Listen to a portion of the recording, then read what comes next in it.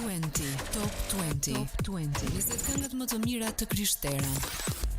Çdo fundjavë në Radio Emanuel hitet më të mira të muzikës së Krishterë. Oh Lord, I need. Ndrysho jetën. Top 20 Christian Songs. Dëgjo muzikë. Jeto një jetë me frymëzim. Let love explode and bring the dead to life. Top 20 Christian Songs. Rikthehemi në studio më njëherë mbas hapësirës së parë muzikore që startonte programin Muzik Plus në ditën e sotme dhe në këto momente është bashkuar e ftuara e ditës së sotme, Greta, e cila dua ta prezantoj si pjesëtare e kishës Fjala e Jetës këtu në Korçë. Ajo ka qenë edhe herë të tjera në programin Muzik Plus, ku ka prezantuar më tepër një ndër shërbesat e veçanta, sikurse shërbesa e grave në këtë kishë, por sot jemi në studio për të folur për diçka tjetër, për një ndër pasionet, por dhe profesionet e tua më të fundit. Greta, së pari të përshëndes dhe të falenderoj që je këtu sot. Përshëndetje Kela, faleminderit për ftesën. Jam shumë e lumtur që jam pjesë për të ndarë diçka nga vetja sot. Më vjen mirë, edhe unë të njoh para shumë vitesh, e di që ke qenë gjithmonë e talentuar në kraftet për shkak të bashkëpunimeve të ndryshme që kemi pasur, apo kemi qenë pjesë e disa trajnimeve së bashku. Edhe të përgëzoj, ke një talent shumë të veçantë për sa i përket krafteve, ajo që unë di, por tashmë duke e sjellë edhe në një tjetër version, edhe tek diçka që pse jo mund të ndihmoj ty financiarisht, por nga ana tjetër edhe të kënaqë ata persona që duan të bëjnë dhurata, të blenë ndoshta edhe për veten e tyre diçka e punuar me dorë, e cila mbetet ashtu sikurse unë prezantova edhe më herët, mbetet për një kohë të gjatë, jo si ato dhuratat që ne i konsumojmë shumë shpejt. Prandaj më trego pak më tepër se si nisi historia jote me artin e punës me dorë. A ka pasur një moment të veçantë kur e kuptove që në këtë rast, në rastin tënd, puna me dru ishte ajo që të qetësonte, të jepte një lloj kënaqësie, por pse jo edhe më tepër energji, sepse të punosh me dorë kërkon shumë përqendrim, shumë energji, kërkon kreativitet. Po, është e vërtetë. Ashtu siç edhe ti the për pjesën e kraftit, që kam shumë kohë që e praktikoj dhe më pëlqen. Është pjesë e jetës time tashëm prej shumë vitesh. Gjithmonë kam gjetur qetësi dhe energji në punët artizanale apo në kraft, sepse aty e gjej veten. Atë Perëndia më ka dhënë dhe pse mos e ktheja këtë në një gjë pak më shumë, mos ngelesh e thjesht në shtëpia ime. Pavarësisht se nga shtëpia punoj, por më pëlqente. Se mos mbete vetëm në atë rrethin të ndoshta më të ngushtë, shoqëror dhe familjar. Po, kjo është edhe një qëllim tjetër për të zgjeruar pak më shumë. Dhe në shtator të vitit 2023, ishte një moment kthese për mua, që do të thotë, u mendova dale prit të bëjmë një gjë ndryshe, mos jemi vetëm ashtu siç tham. Dhe një person shumë i dashur për mua më dhuron këtë pajisje, të cilën unë ja kisha kërkuar. Më përpara, duke bërë biseda të thjeshta me njëra tjetrën, më dhuron këtë pajisje dhe thash, po e provoj. Mezi kam pritur të shkoja në shtëpi dhe ta provoja me njerë. Dhe ashtu ndodhi, kisha bler luk druri. Dhe gjëja e parë që kam bërë, Pra punimi i parë ka qenë tek ajo luga e drurit. Po, është e vërtetë. Dhe është edhe në faqe. Dhe ka qenë punimi sakt. Pavarësisht se s'kisha provuar ndonjëherë, po mirë, ja dola me sukses punimit të parë. Por në atë kohë kam parë shumë video. Për të mësuar mbi taktikat, mbi mënyrën se si duhet të punosh, çfarë materiale duhen, si punohet me këtë fushë, sepse nuk kisha më përpara, po, nuk u kisha njohuri. Mirë, po, duke parë sa më shumë videos, gjithashtu të i vija dhe në praktikë, jo vetëm duke i parë, mendoj që ja dola. Gradualisht kam bler pajisjet, nuk i kam bler për njerësh, sepse kushtojnë pak, nuk janë të lira. Gradualisht duke më bler pajisjet që duheshin për këtë punë, duke ushtruar dorën se si duhet të punosh, sepse nuk është thjesht një vizatim i thjesht, dhe ka qenë dhe sfidë nga krau tjetër, sepse duke patur një fëmijë të vogël 3 vjeçar, i cili kërkonte mamin gjatë gjithë kohës, por më mungonte. Doja të bëja diçka për veten time, nuk doja të isha vetëm mami. Patjetër, është shumë e rëndësishme që ne të zhvillohemi përtej rolit si nëna në këtë rast. Dhe e gjeta veten me këtë pjesën e punimit të drurit me djegje. Dhe më pëlqej. Thash okay, tani është gati, tani jam gati për të bërë. Do të thënë, deri më tani ti kisha provuar jo në aspektin e diçkaje që duhet ta ofroje për klientët, por kishe provuar krafte, punime të ndryshme, dekorime të ndryshme, sidomos dhe në ambientin e kishës, unë e di paraprakisht që sidomos në raste festash, ti ke qenë gjithmonë aty duke përgatitur atë dekorin edhe e ke parë edhe këtë si një lloj opsioni, sepse në ditët e sotme thuaj se çdo festë, çdo gëzim familjar njerëzit parapëlqejnë që të kenë ato dekoret e tyre të veçanta, edhe më të personalizuara. Po, e kam menduar edhe këtë pjesë sepse përveç punimit të drurit, dekori është një tjetër nga pasionet e mia që më qetëson dhe më jep goxha energji. Dhe nuk e kam lënë pas, kam punuar gjatë gjithë kohës me atë. Dhe kisha është një nga vendet kur unë e kam praktikuar jashtëmase, pafund, në çdo festë, në çdo ditëlindje, në çdo gjë. Dhe ka qenë një gjë e mirë për mua, sepse më ka rritur. Nuk kam qëndruar në vend me pjesën e dekorit. Patjetër, duke e praktikuar gjithmonë edhe më tepër si çdo gjë tjetër. Po, është e vërtetë. Për ta parë si mundësi pune, është pak e vështirë për mua personalisht, sepse s'mund të bëj dy punë në të njëjtën kohë, sepse punimi i drurit kërkon kohë. Kohën, durimin, kërkon gjithçka. Patjetër. Dhe që të kem sukses, po zgjidh një fushë për momentin. Ta çoj deri në një nivel ku unë them, okay, tani është rregull, mund të ecë dhe të sepse si çdo gjë kërkon kohën e vet, edhe ne do të flasim edhe pas pak se si ka qenë fillimi dhe më pas deri në momentin që ne jemi duke folur. Përgjatë një bisede që kemi pasur së bashku paraprakisht, më ke treguar diçka më tepër se gjithçka lindi pas lindjes së djalit si një nevojë, pse jo për të marrë me diçka tjetër përtej asaj që ti prezantove, prandaj si u shndrua kjo nevojë ajsa në formën e një terapie, në një pasion të vërtet, edhe më pas në një profesion për ty. Më trego pak edhe se si ishte fillimi edhe momenti që jemi duke folur. Në atë periudhë kisha nevojë të bëja diçka për veten. Doja që të më rikthente te vetja, te kraftet, tek punimet e dorës dhe të nxirrnja nga ajo rutina e përditshme që kisha gjatë gjithë kohës si një mami e re, që gjithmonë kur jeni mami e re ke gjithmonë ato baba po bëj mirë gjëra. Ato frikrat. Po, si gjithmonë një gjë e re kur se di çfarë të pret. Edhe sidomos kur ke atë lloj përgjegjësie me një krijesë të vogël. Puna me dorë fillimisht ishte thjesht një lloj terapie, ashtu siç edhe ju e thatë, një lloj qetësie për të qetësuar në atë momentin kur ne kemi atë 5 minutë që ne qetë si mami për të qenë përsëri vetvetja. Më qetësonte, më fokusonte, më jepte frymarrje, sepse ishte vërtet e nevojshme për mua në atë kohë. Por sa më shumë merresha me të, aq më shumë kuptoja se nuk ishte vetëm nevojë. Ishte diçka akoma dhe më shumë. Ishte një talent dhe ishte diçka e imja, që Perëndia më ka dhënë dhe thash, pse këtë talent të mos e kthej diçka në një biznes, në një profesion, që mos ngelen vetëm këtu, mos jem diçka, okay, bëra diçka dhe kam lënë aty në raftin tim, në cepin tim që shikoj vetëm unë. Mos jetë talenti vetëm për mua. Të jetë një talent që ta shikojnë dhe njerëzit e tjerë, të vlerësohet dhe pse jo në një profesion që të kem të ardhura për më vonë. Kjo ishte mendimi. Dhe e bëra, vazhdova. Nisa nga pak, ashtu siç thash edhe pak më përpara, nisa nga pak me një luk druri, pastaj në një rreth, në radh druri të prerë vet, të lëmuar, do në ato gjërat praktike që puna kërkon, edhe sot duke bler rafte, rrath të gatshme, me përmasa të ndryshme, dhe në shritur niveli gradualisht. E klientëve. Po, patjetër. Dhe besoj që porosit e para patjetër nuk kanë qenë të shumta, por kanë qenë ato që të kanë nxitur për të vazhduar dhe për të punuar më fort. Është e vërtetë. Kanë ardhur nga miqtë e mi, sepse ata kanë qenë të parët që më kanë dhënë dorën, zemër për të më kanë inkurajuar që të eci. Kreta je në rregull me këtë që po bën, ec. Dhe kanë qenë porosi dhe për mua ka qenë kënaqësi kur kam parë që njerëzit e kanë vlerësuar punën time në fillimet e mia.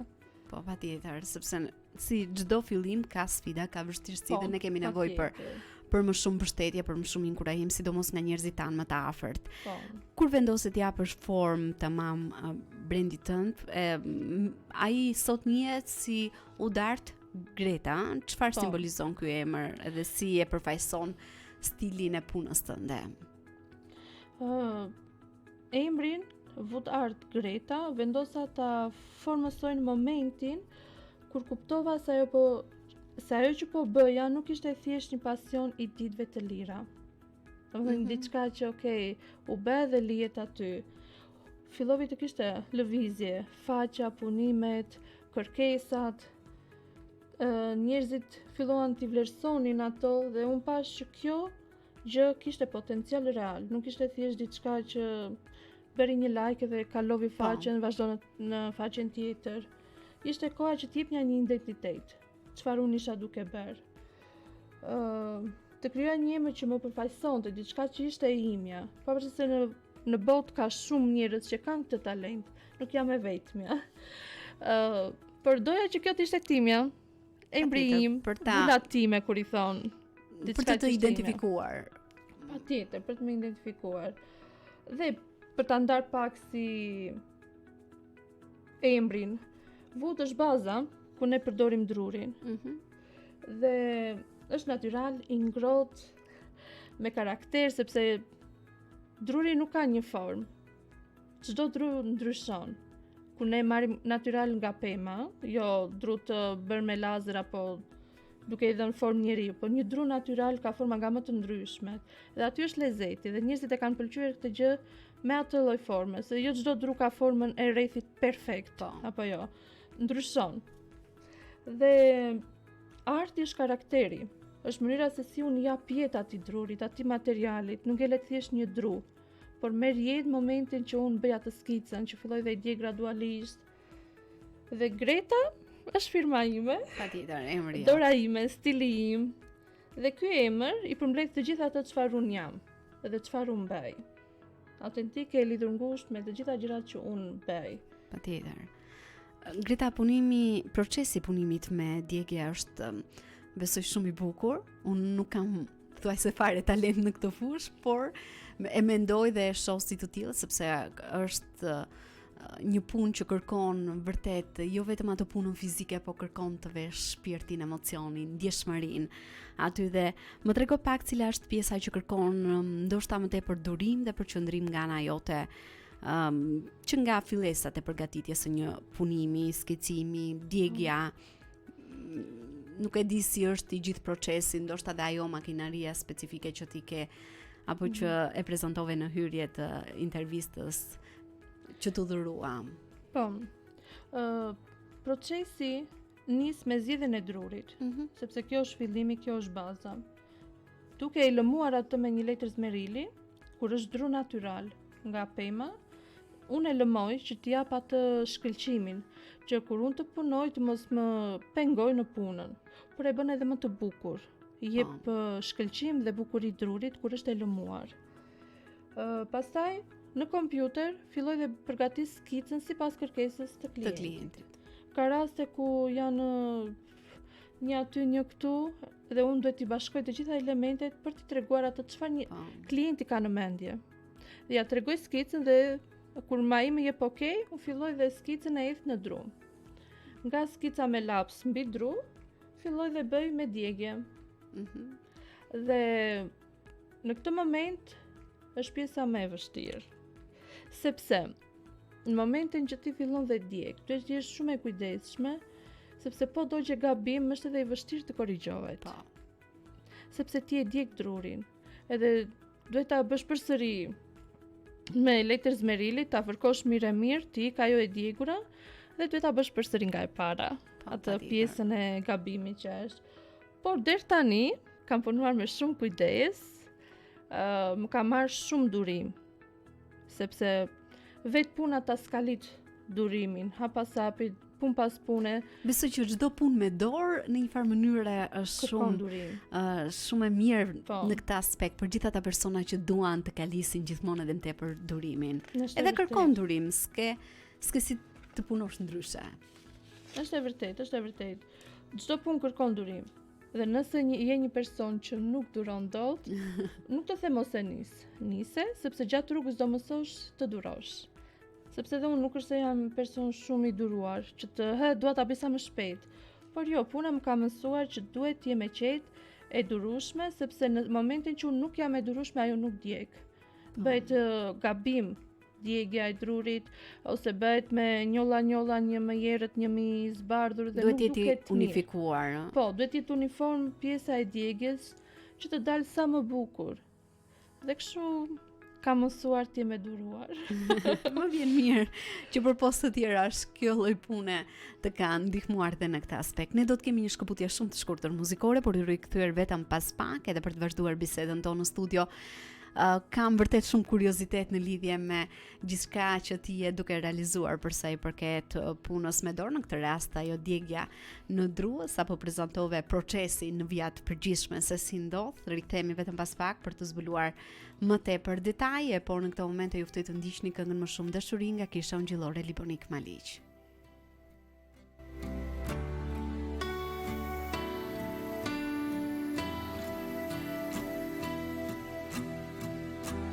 Më shumë dashuri, më shumë fuqi, më shumë prej teje në jetën time. Më shumë dashuri, më shumë fuqi, më shumë prej teje në jetën time. Do të ta adhuroj me gjithë zemrën time. Do të ta adhuroj me gjithë shpirtin tim. Do të ta adhuroj me gjithë forcën time. Se ti je Zoti, je Zoti. Ti je Zoti.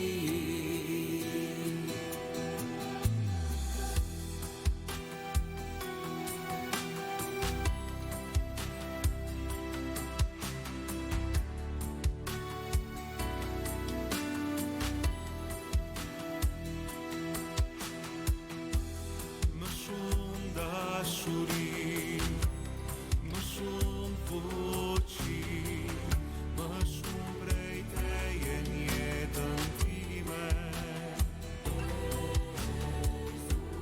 Më shumë dashuri, më shumë fuqi, më shumë prej teje në jetën time. Do të ta adhuroj me gjithë zemrën time. Do të ta adhuroj me gjithë shpirtin tim. Do të ta adhuroj me gjithë forcën time. Se ti je Zoti, je Zoti. Ti je Zoti.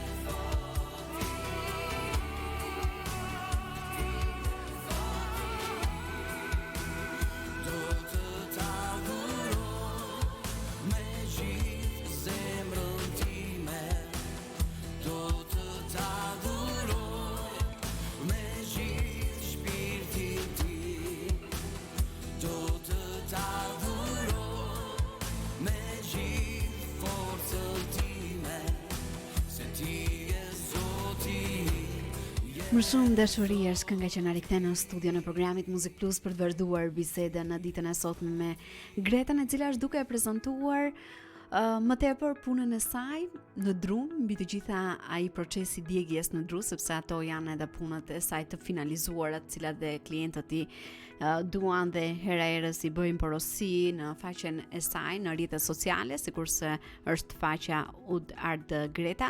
Besoj që je në Facebook, në Instagram, ku edhe njerëzit mund të kontaktojnë, apo jo? Po. Sa kohë dhe sa përkushtim të merr zakonisht realizimi një punimi të personalizuar, nga procesi i parë që është zgjedhja e copës së drurit deri tek momenti final, kur besoj ndodh edhe ajo lyerja me llak në mos gaboj apo jo? Po, është pjesë e procesit, pjesa e finalizimit të punës. Koha që merr një punim i personalizuar ndryshon sipas kërkesave të njerëzve. Që do të thotë, nëse një rreth 10 cm kërkon thjesht një emër, emrin e personit, ajo mund të zgjas 1 orë ose edhe më pak se 1 orë, duke nisur që nga skica, hedhja në dru, djegja, po kjo nuk lyhet me llak, sepse rrafët e vegjël janë të lëmuara, janë të erdhura direkte nga personi që i ka bërë, nga lazeri që prihen, dhe ajo nuk ka nevojë të lyhet ose të lëmohet. Prandaj kërkon dhe më pak kohë, Po, besoj, edhe sepse me dhe ai më pak. procesi që them me një letër zmeril në mos gaboj është një dru proces natyral. që kërkon më shumë kohë edhe. Është e vërtet. Kërkon kohë sepse duhet jetë e lëmuar dhe e gjitha, jo në vende. Duhet jetë shumë e saktë si lëmim. Ndërsa kur druri është i lëmuar natyral, duhet ta lëmosh vetë, gjë që merr kohë. Por kur rrafi është i madh, mbi 15 cm dhe klienti kërkon diçka shumë specifike, shumë të detajuar dhe ti atë punimin ose rrafin e drurit e ke të zënë në çdo cep të drurit, sepse është lloj kërkesës që klienti ka, aty merr më shumë. Ka raste ku më ka zgjatur dhe mbi 5 orë punë, duke nisur që nga fërkimi drurit, skicimi, hedhja mbi dru, pastaj më pas djegja që ka marrë pjesën më të madhe të kohës, ndërsa lyerja me llak është diku tek 5 minuta, 10 minuta. Është ai procesi, I ajo dora e fundit, fundit, që nëse mund ta jep, themi kështu. Shkëlqim drurit në fund, e thekson shumë atë pjesën e djegjes dhe mbron drurin. Janë dy funksione që llaku bën dhe duhet 24 orë që ajo të thahet. Dhe me tharjen e drurit me pjesën e llakut largohet edhe ira, se ka dhe një aromë llaku, por në momentin që thahet nuk ka asnjë lloj problemi. Fakti unë e kam provuar në shtëpi, e kam mbajtur dhe nuk mban më atë aromën karakteristike të llakut. Edhe besoj që zgjat më tepër në kohë, si të thuash, është diçka që mbetet, nuk mund të ndodhi ndonjë lloj dëmtimi, mund ta themi kështu, apo Unë nuk besoj, sepse unë kam materiale të cilat i kam përdorur si model për të reklamuar në rrjetet sociale dhe i kam akoma, që i kam vërë dhe pa llak, dhe janë akoma të padëmtuara, të pa çar druri, sepse një rrezik që nuk e thash pak më parë është pjesa e drurit natyral, është që pas një farë kohe, nëse është shumë i prerë holl, nëse është më pak se 1 cm trashësi, ajo fillon dhe çahet. Dhe ty të ikën druri kot, sepse klienti nuk e preferon një dru të qarë, e do drurin të plot, trumbullak, ose katror, ose vezake. Ose dhe në momentin që një klient e mban këtë dhurat, mund të themi në shtëpi, për një kohë të gjatë, mund të jetë ky lloj risku? Prandaj është llaku. Llaku e ndihmon në këtë pjesë që të mos ketë plasaritje, mos ketë çarje, dhe mban të bashkuar pjesën e drurit. Këto janë procese të cilat ti i di edhe i përgatit në momentin që bën një punim. A të ka ndodhur ndonjëherë që ndoshta një detaj i vogël të ndryshojë të gjithë idenë e punimit që je duke realizuar? Ndoshta nuk e di si vjen kjo teknikë e ripërpunimit, nëse mund ta themi kështu, të një punimi të caktuar. Në fakt, si thash edhe më parë, deri tani nuk ka patur gabime që të më ketë ndryshuar komplet idenë e punimit. Por ka qenë detaje të vogla, të cilat kanë qenë të rregullueshme. Kam dalë për shembull pak nga vija e esë, por duke rregulluar e kam trashur më shumë dhe kam bërë që të duket edhe më bukur. nga çe kisha menduar më përpara. Por për shembull ka patur raste ku më ka lëvizur dora sepse djali ka qenë duke luajtur në shtëpi dhe dora ka lëvizur dhe ajo ka vetin duke qenë në temperaturat 400-500 gradë, ajo djeg direkt në Duhet të jesh edhe kujdesshëm, mund të ketë ndodhur edhe ty vetë ndonjë Po, është e vërtetë. djegje e tillë, nuk e di. Unë Besoj që punon me materialet e duhura edhe me elementet e duhur për të mbrojtur në këtë rast nga djegja. Nuk është se kam patur raste, shumë pak, një djegje vogël, po pa zarar, po pasi kisha hequr nga priza. Sepse ajo do pak atë kohën që të ftohet. Dhe gjithmonë kur punoj e porosi djalin, mos u afro në tavolina se mami ka ndezur pajisjen dhe të djeg dorën. Edhe ai nuk afrohet. E di që nuk duhet. Është mirë sepse Po. ndonjëherë krijohen dhe risje të tilla. Nga gjitha punimet që ke realizuar deri më tani, a ka ndonjë punim që vërtet të ka mbetur në mendje si një punim i cili të ka përcjell më shumë se sa thjesht atë kënaqësinë e punës me dorë, por ka qenë më shumë emocional për ty personalisht, apo një punim që e mban si më të veçantin, me një histori që mund të ketë prekur edhe nga persona që kam dashur ta bëjnë këtë punim si dhuratë, apo edhe ato punime që ti vetë ke zgjedhur për t'i bërë dhuratë. Kur e mendoj, them që nëse në këtë moment kam një projekt në dorë që duhet ta përfundoj, është e kënaqësia, është që ti thua dale prisi do dalë, sepse është një gjë që vetëm kur e përfundon atëherë e shikon rezultatin e përfunduar dhe thua tani e bëra me sukses. Dhe thua, ok, kjo është e puna më e vështirë. Pastaj kalon koha, vjen një tjetër. E thua, kjo është më e vështirë. Dhe kjo që ka më e vështirë sa ajo e para. Në fakt, kur e mendoj, them këtë që çdo punim që un kam bërë deri më sot, për mua ka qenë kënaqësi. Sepse ka dalë nga duart e mia, është bërë nga zemra ime, nga shpirti im, nga ajo talenti që un kam dhe ajo që më prek është kjo. Në përgjithësi, klientët e mi kanë qenë persona të cilët kanë kërkuar punime unike të personalizuara për dikë tjetër. Po, për dhuratë. Për dhuratë. Dhe kjo më gëzon. Pse? Sepse ti po e ndan. Nuk e mban vetëm për vete, nuk është egoiste. Është një dhuratë që ti po e jep. Dhe ne kur ndajmë, kemi akoma më shumë kënaqësi. Nëse unë bëj një dhuratë, marr më shumë kënaqësi se sa do të merrja një dhuratë. Dhe kjo më pëlqen sepse kanë qenë poze disa momente realiste ku unë i kam njohur klientët që kanë qenë dhe një antar e kishe ka bërë dhuratë pastorit, një varg inkurajimi në momentet e tij më të vështira. Për ta ngritur lart i ka dhuruar këtë punim. Një motër i ka dhuruar kunatës së saj. I ka thënë që ti je kunata më e mirë. Kjo është për mua një gëzim. Një grua pastori ka dhuruar antares së kishës së saj për diklindje, për t'i thënë që për ty Aziz është e pamundur sepse Zoti është me ty. Dhe këto mua më gëzojnë. Këto janë ato momente që mua më japin kënaqësi dhe fitore, sepse them ja kam dalë. Kam bekuar një person, pavarësisht çmimit që unë marr, gëzohem sepse ai punim qëndron në shtëpinë e tyre.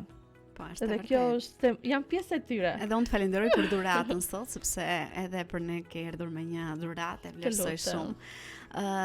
Greta, me çfarë je duke punuar momentalisht? Jemi edhe në një sezon të bukur, ë? Shumë shpejt kemi edhe sezonin e Kreshtlindjes dhe besoj që je duke punuar edhe ide dhuratash të tilla, të cilat lidhen me këtë sezon. Ndoshta, sepse e pash nga mimika jote, ndoshta nuk do të ndash më shumë, sepse mund të jenë dhe dhurata që do të jenë surprizë për disa persona, por ato që ti mund të ndash në lidhje me punimet e këtij sezoni. Për të ndarë diçka më personale, është dëshira ime që Krishtlindja është periudha më e bukur për mua. Dhe kur dikush më thot për Krishtlindjen, sytë mi shkëlqejnë dhe zemra ime është gati. Kush më njeh di shumë mirë. Dhe filloj planifikimet që në korrik ose në kusht. Kur njerëzit janë duke bërë plazh, duke shijuar rezet e diellit, unë mendoj për Krishtlindjen. Është e vërtetë. Edhe është realiste një gjë e tillë. Dhe momentalisht jam duke punuar disa gjëra, të cilat janë pikërisht për Krishtlindje. Janë ato modelet klasike që i kemi gjatë gjithë kohës, po për të risjellë në një formë në dru. Sepse ti mund të kesh materiale plastike ose të ricikluara vetë ose në krafë siç i bëjmë handmade vetë, por në dru është një version tjetër të cilët unë i sjell për herë të parë. Ashtu siç dhurata ishte në një dru, Po. Joy, kam dhe shumë gjëra të tjera Noel, është Ai grashti lindja më pëlqeu shumë. Po, nuk e kam publikuar akoma në faqe. Tani shumë shpejt do ta publikoj në Instagram. Janë për ta bërë më saktë është pjesa e trendit. Që kur ti shikon trendin se çfarë ka në këtë periudhë festash, atëherë ti e merr trendin dhe përpunon dhe ve bashkë me drurin.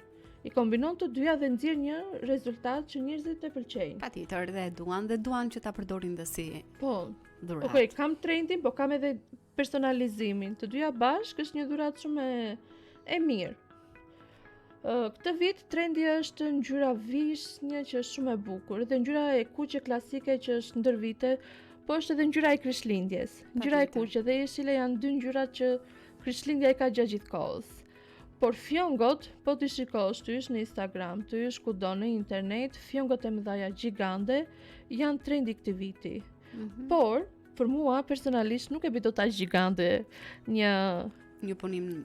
Një punim druri, por edhe një fjongo të madhe, kështu që un kam zgjedhur fjongo të vogla, ngjyrë vishnje në velvet, sepse kjo është trendi këtij vitit në copa velvet që është shumë e bukur, e butë.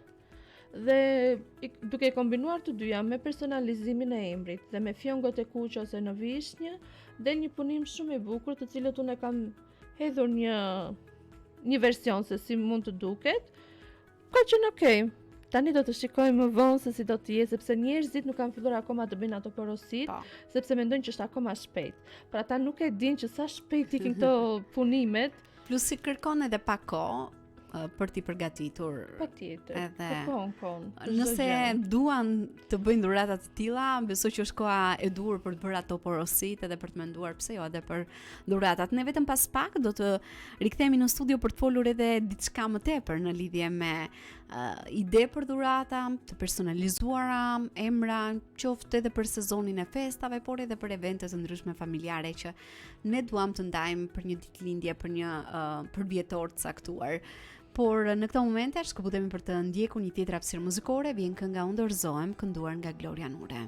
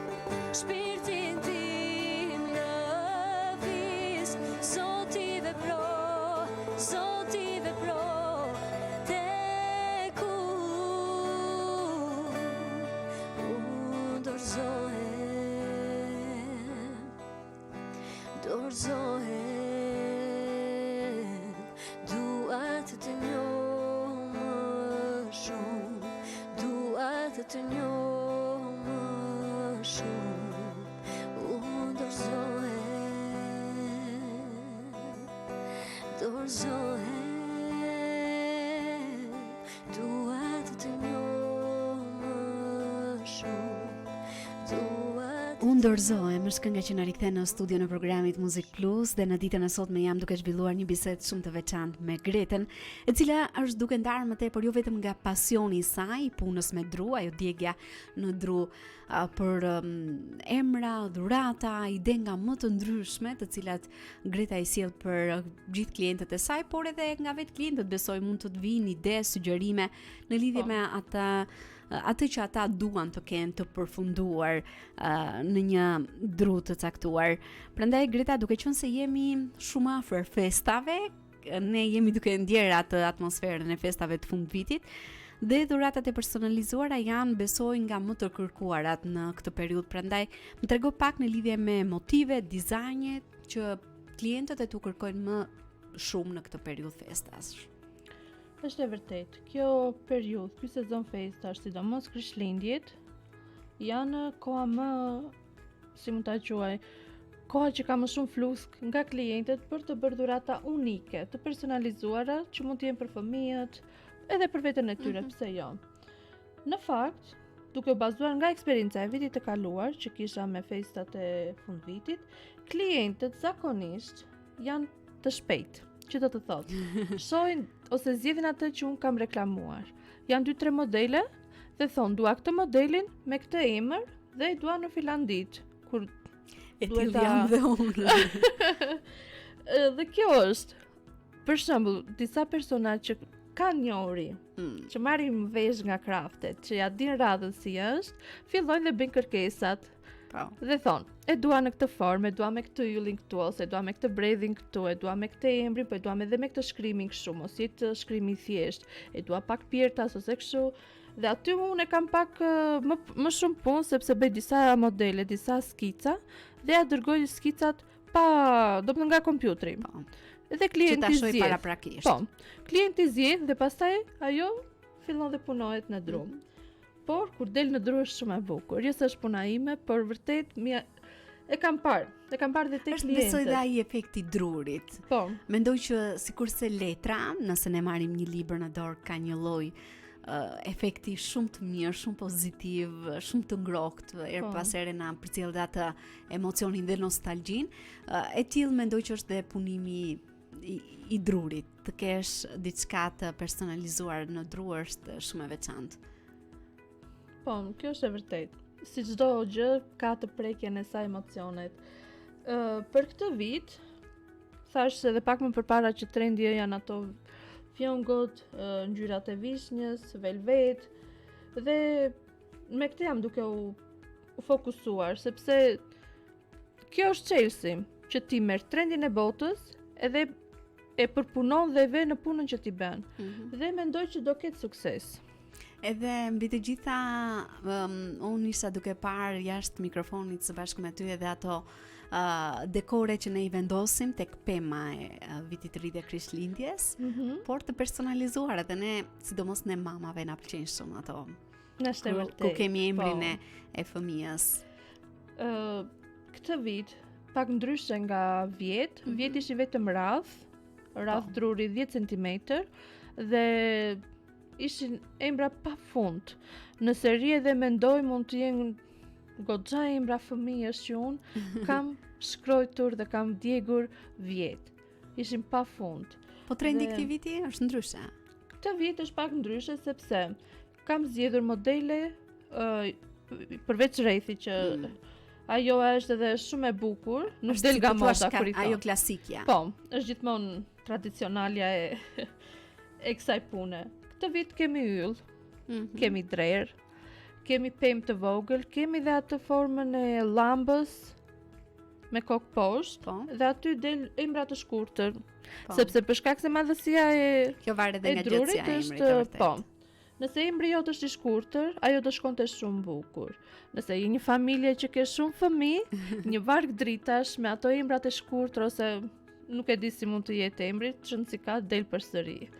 Del shumë bukur, do ishte shumë bukur një varg dritash me emrat e secilit fëmijë ose të komplet antarëve të familjes. Të mamit, të babit dhe të fëmijëve, të gjyshve, varet si je në familje, çfarë antarësh ke. Dhe këtë varet në pemë. Nëse ke oxhak, akoma më bukur, se duken shumë bukur ato emrat, po edhe në pemë janë shumë të përshtatshme. Nuk janë të rënda, janë shumë të lehta dhe bashkë me dekorin me fjongët me ruazat që vinë, nuk e rëndon si peshë që të bjerë nga Po. pema, por e vendos dhe rish shumë bukur. Për më shumë, në faqen e Instagrami dhe në Facebook, keni ide të pafund që mund të zgjidhni Tjetër. për të personalizuar këto. Po në lidhje me ato dhuratat për te sezonit të Krishtlindjes, për shembull, dhurata më të personalizuara për familjen, çiftet, miqt, nuk e di ndonjë shembull që ti mund të sjellësh në këtë moment apo edhe ndonjë ide.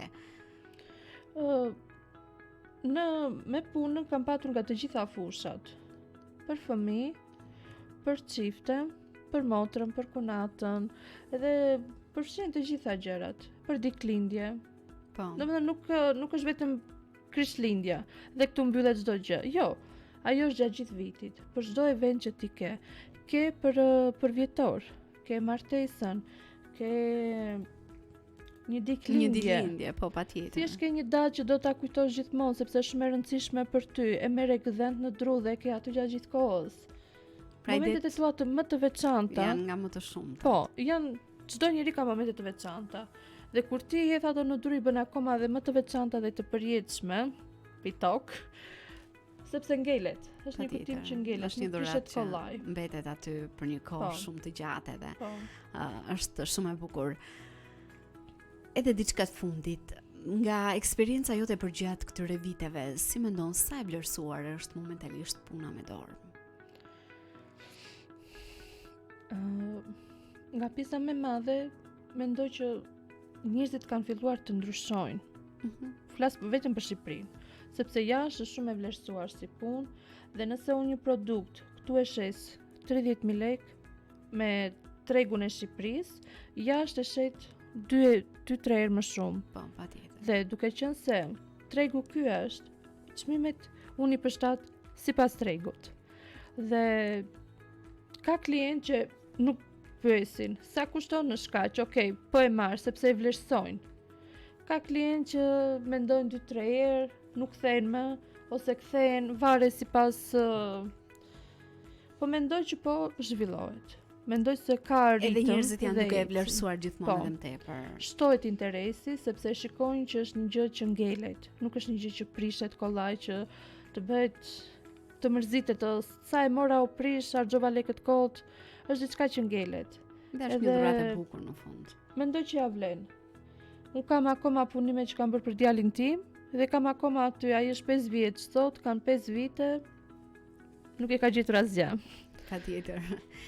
Greta, unë të falenderoj vërtet shumë për gjithçka që ndave në ditën e sotme, të uroj shumë bekime, shumë suksese në gjithçka që je duke realizuar edhe sa më shumë punë për gjatë kësaj periudhe. E di që është një periudhë e ngarkuar, por besoj është edhe një ndër periudhat më të bukura të vitit. Po, është e vërtet. Shumë faleminderit për ftesën. Ju mirëpres të gjithë të porosisni. Patjetër. Kjo është. Në rrjetet e tua sociale njerëzit mund të kontaktojnë apo jo? Po, është në Wood Art Greta, më gjeni në Instagram dhe në Facebook me këtë emër. Më shkruani në mesazhe për çfarë do lloj stili, skice, si të doni ju, unë jam gati dhe i bëj. Jam këtu për ju. Të falenderoj edhe të uroj një ditë mbar në vazhdim. Ne bashkë këtu përfundojmë bisedën në studio. Në këtë moment e shkëputemi për të ndjekur një tjetër këngë, vjen Patos Kollonata me këngën Veç në ty. Rikthehemi së bashku miq vetëm pas pak.